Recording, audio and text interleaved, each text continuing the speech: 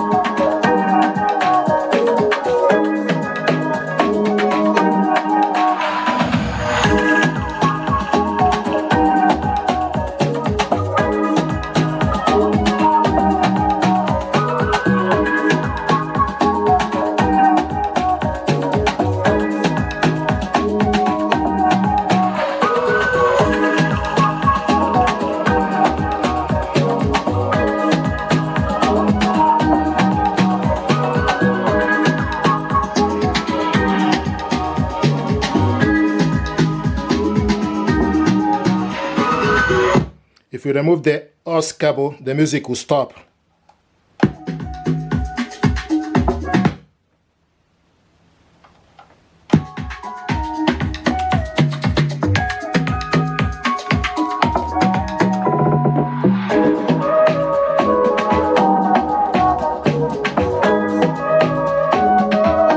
If you remove it from your phone, the music will stop.